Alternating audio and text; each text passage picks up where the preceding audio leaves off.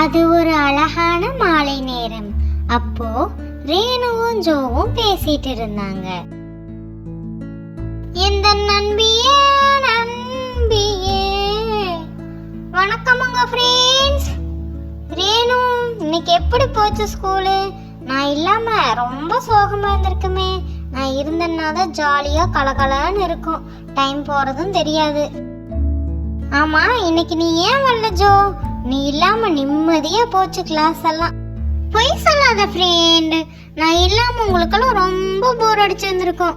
எப்ப நான் வருவேன்னு ரொம்ப ஃபீல் பண்ணிட்டு இருந்திருப்பீங்க ஃப்ரெண்ட்ஸ். என்னை பார்த்ததுமே அப்படியே நடிக்காத. யாரு சொன்னா நாங்க ஃபீல் பண்ணிட்டு இருந்தோன்னு? பக்கத்தாடி உட்காந்து நீ தொணன்னு பேசுறதுல எங்களுக்கு காதுல இருந்து ரத்தமே வந்திருக்கும். இன்னைக்கு தான் கொஞ்சம் நிம்மதியா பீஸ்ஃபுல்லா இருந்தது. ஓஹோ, இருக்கட்டும்.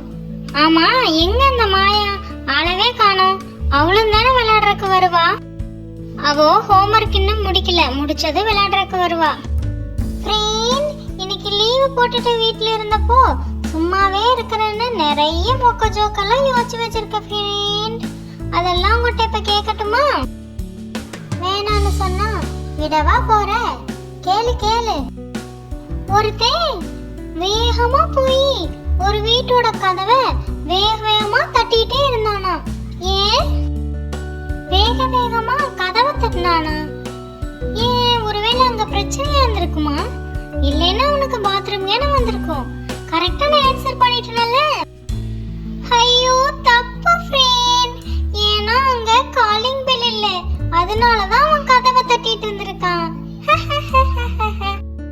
ஐயோ, ரொம்ப மொக்கையா இருக்கு ஜோ. ஏன் இப்படி எல்லாம் கேட்டு அறுக்கிறேனே தெரியல. மொக்கையா இருக்கங்காட்டி தானே இது மொக்க ஜோக்கு ஃப்ரெண்ட். இன்னொரு क्वेश्चन கேக்குறேன் இரு. ஐயோ, இன்னொரு क्वेश्चनா? வேணா ஜோ, ஒன்னு கேட்டதுக்கே எனக்கு டென்ஷன் ஆகுது. தயவு செஞ்சு கேட்காத. ஒரே ஒரு क्वेश्चन ஃப்ரெண்ட்.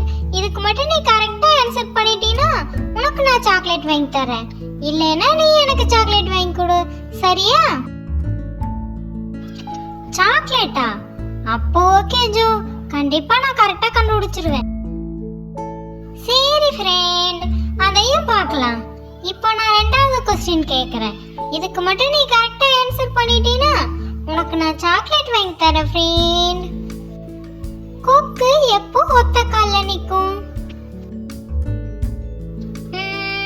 எப்போ ஒத்த கால்ல நிக்கும்? மீன் பிடிக்கும்போது ஒத்த கால்ல நிக்குமா? இல்லைனா அது ஆத்தங்கரையில இருக்கும் போதெல்லாம் ஒத்த காலோட தான் இருக்கும். நான் பார்த்திருக்கேன். அப்ப அதுதானே கரெக்ட். ஐயோ தப்பு ஃப்ரெண்ட். கொக்கு எப்போ ஒத்த கால்ல நிக்கும்னா அது ஒரு காலை தூக்கும் போது தானே ஒத்த கால்ல நிக்கும். ஐயோ தப்பா சொல்லிட்டேன். நீ தான் எனக்கு சாக்லேட் வாங்கி தரணும். ஏய், இதெல்லாம் சீட்டிங் பா. இப்படி எல்லாம் ஒரு ஆன்சரா? நான் தான் சொன்னேன்ல ஃப்ரெண்ட், இது ஒரு மொக்க ஜோக்குன்னு. அதுக்கு மொக்க ஜோக்குக்கு மொக்கையா தானே பதில் சொல்லணும். நீ என்னமோ அறிவாளி மாதிரி பதில் சொல்ற. மொக்கையா சொல்லு ஃப்ரெண்ட். நீ தோத்துட்டியல்ல, எனக்கு சாக்லேட் வாங்கிட்டு வந்து கொடு, சரியா? போ, நானும் வாங்கிட்டு வந்து தர மாட்டேன். நீ என்ன ஏமாத்திட்ட. போ, நான் வாங்கிட்டு வர மாட்டேன். நீ எனக்கு சாக்லேட் வாங்கிட்டு வராட்டி கூட பரவாயில்ல, ஆனா நான் தான் உன்னை விட புத்திசாலின்னு சொல்லு பார்க்கலாம். ஐயோ, அதுக்கு நான் சாக்லேட்டே வாங்கிட்டு வந்துருவேன். நாளைக்கு உனக்கு நான் வாங்கி தரேன், சரியா?